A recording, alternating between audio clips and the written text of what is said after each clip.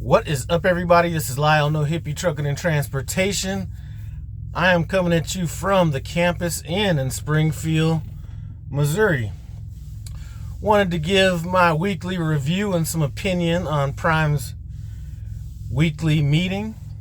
Before I get to that, I want to talk about some nostalgia. Last night, or the day before yesterday, where I dropped off my load, was at a Tyson plant in Rogers, Arkansas.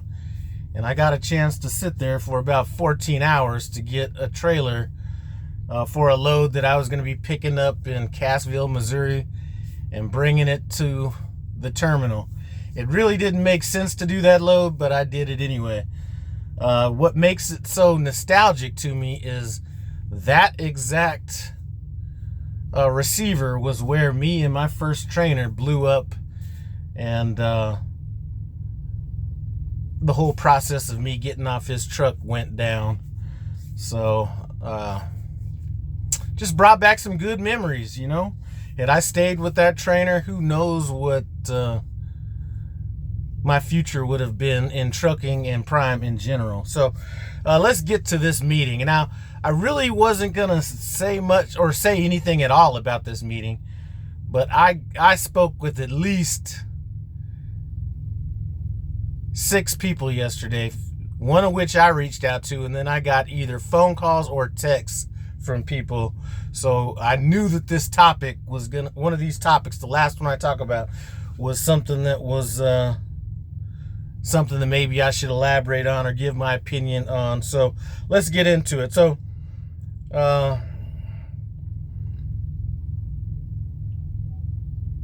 you know, one of the things that they brought up early in the meeting was about building relationships with the people that you deal with in-house. You know, they mentioned logs, fleet manager, and road assist, and I will always say add payroll to that as well. Personally, I don't really have a relationship with my road assist person, which I probably should, but I encourage everybody to do that, especially if somebody's going to complain about feeling like they're a number and all this kind of stuff.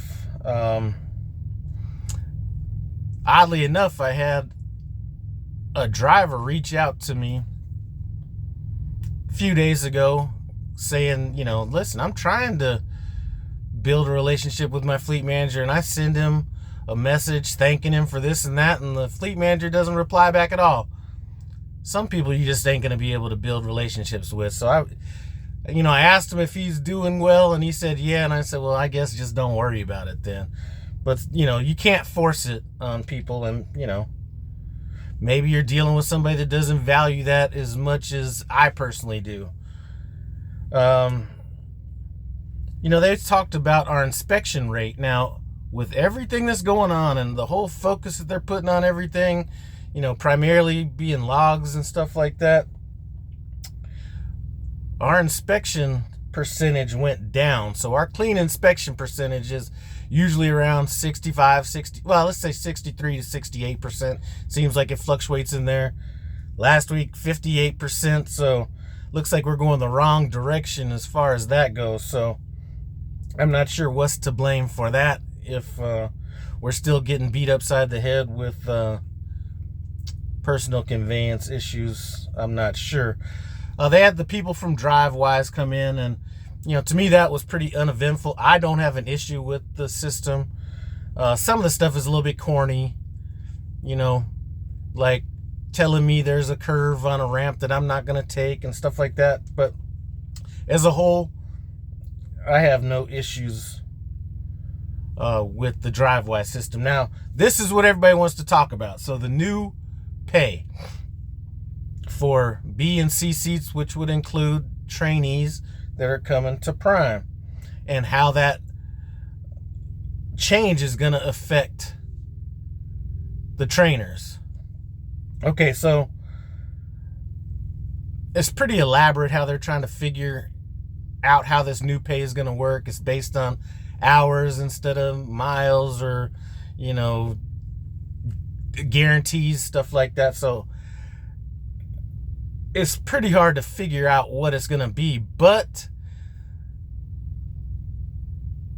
the manager of reefer operations said that it's going to essentially work out to be about $300 more a week.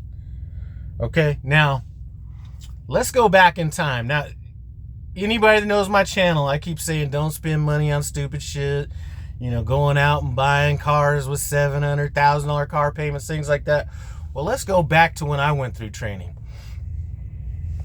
When I went through training, the pay was $700 a week. I never had a problem with that because I'm a little bit older and mature, more mature than most people that are coming through. You know, I went through at 50 years old. And in my life, I know of people that, I mean, my generation, a lot of times, if you were going to go and get, so oftentimes the best jobs, you went there on unpaid internships. You know, and I've always kind of felt like, in essence, you're getting paid, or in essence, you're getting paid for something that would take a college graduate something, or they would actually have to pay for the same, you know, coming out of the training, making kind of competitive pay. So I never had a problem with the pay schedule. And then some people are going to say, well, that's because you had money before you came here. Well, you know, you could look at it the other way. And, you know, I'm sitting here at the Campus Inn, and I can look around and I can say, you know what? There's a lot of people that are out here that probably weren't making, you know, $3,600 a month before they got into trucking. I don't know that for sure. I'm just going to make that assumption. So, the pay just wasn't, I still don't think that trainees are getting underpaid. And I didn't feel that way when I was in training, and I spent from April all the way to November in training voluntarily. So that pay did go up to $1,000 at some point, but I was there for the training and not the pay more than anything. So my thoughts on it are this. I never felt like I was getting underpaid as a trainer. I thought the pay was more than enough. And I never went into training or trained people primarily for the money. You know, the extra money is because of the inconvenience of my life, the depreciation of the truck, risking my life, and, you know, things along those lines. My thoughts on it are this. So if they're saying, okay, well, it's 300, you know, it's probably going to hit the trainers about $300 a week. So $300 a week is $1,200 a month. Now think about this. It's $1,200 a month after you've already got hit by the $200 a month previously, because when training went from $700 to $900, that was a $200 a week hit, So that was $800 right there. Plus you're talking about another, so you're looking at potentially $1,800 less than you would be getting paid if you were a trainer back in the $700 days. I wasn't a trainer then. And listen, the money's the money, okay? I'm thinking I'm making enough money out here, even when I'm training. But, as my wife always says, sometimes it's not what you say, it's how you say it. The thing that rubbed me wrong about this is, now I'm not a trainer right now. If I was a trainer, the way I would look at it is, it really rubs me the wrong way when people start spending my money so casually and saying it's not that big of a deal and, you know, that kind of thing. I have a problem with the way that might have been presented. Now, what would make sense to me, and people are asking, and I'm going to say this for you, you know, how come you haven't applied to be on the driver advisory board? First of all, I don't feel like I've earned that right. And I've seen people get on the driver advisory board and quit, you know, and stuff like that. And I'm not going to be that guy. Not that I'm going to quit anyway, but I feel that I have to earn something before I do that. So I'm just going to voice my opinions here to the few people that watch my channel. And hopefully the people on the driver advisory board have something to say about this, whether it becomes implemented or not. So here's what I would suggest saying, okay? Or the way I would lighten the blow. Okay, trainers, you know what? You're going to take this hit. It's not that big of a deal. I wouldn't say it like that, but you know what? Since you guys are going to take this hit and you guys are risking a lot, let's say your student, trainee, backs into somebody or something like that. You know what? Prime's going to go ahead and take that hit. So you're not going to get hit with that deductible. That's a small way to kind of offset a little bit of pain that the trainers are going to be feeling. I'm not sure if there's going to be people quitting training over this or not. One thing I can tell you, me and Myra just spoke about this a few days ago. I'm thinking that she was possibly thinking about training over the summer. And I had somebody reach out and ask me to train, and I was like, I'm really not sure that I'm going to be doing that. I got a lot going on. Maybe Myra will take you. But I'm not sure if that makes sense for me to have a student trainee on that other truck.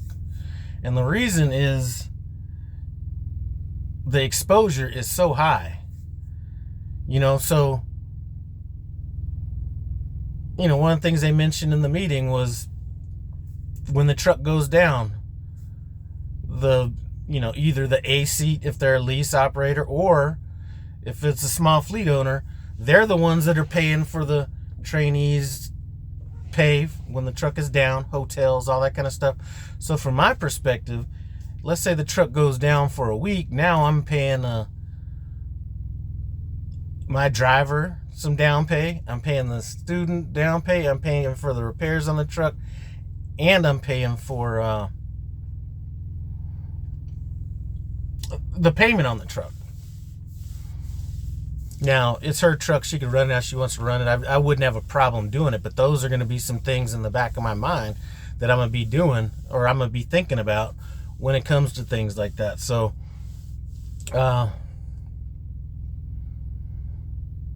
if I were on the driver advisory board, that would be one of the things that I would suggest as an offset to the pay that you're taking a hit on, because it's kind of incrementally hitting. So it's $300 a week now. It was $200 a week a couple of years ago.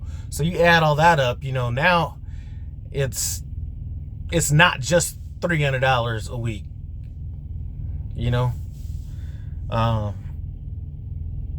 Another thing that they could do, well, let's just leave it at that. At least a concession to go along with the hit. You pay deductible or something like that, because there's nothing more painful than a student, and it hasn't happened to me, so I've been lucky, but to have a student wreck or tear up some stuff. One of my boys, Big H Trucking, had this happen. A student jacks up your truck. Now you're paying for the repairs on the truck, or the deductible, whatever. You're not getting paid while the truck is down. The student's getting paid, so do something. I would suggest doing something to ease that pain just a little bit. And like I said, when people start spending my money so casually, then I might have a problem with it. Or have everybody take a little bit of the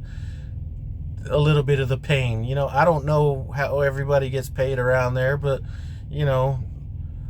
maybe the trainer chips in, $150 a month, and then some money comes from, I don't know, but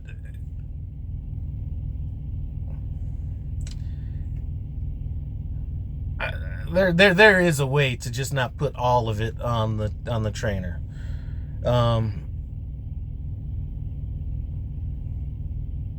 Yeah, I don't know.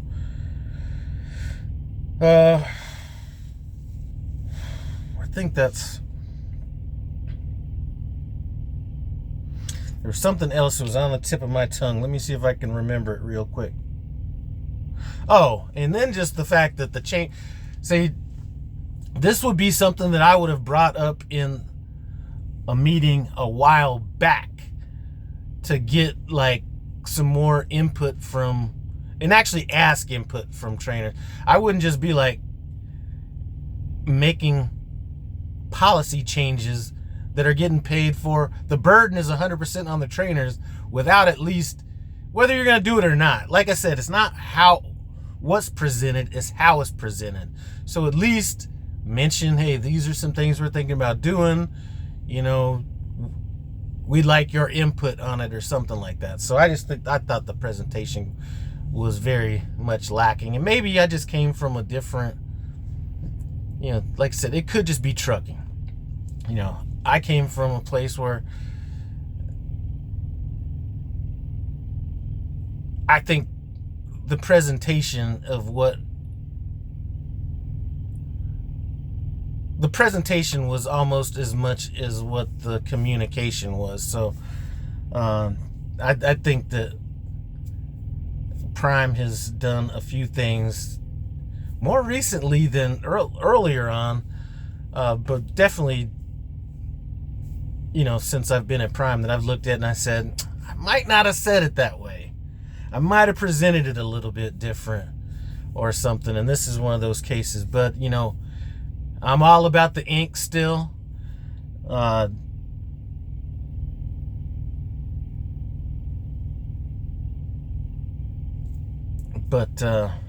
whether I take on another trainee or not will have nothing to do with this new training pay. It's just a matter of,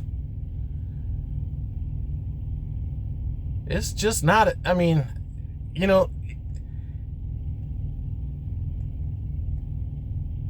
it's given up a lot. It is given up a lot. So when I say that and I mean it, that if I'm training somebody, it's not about the money, but it is about the money, because there has to be something to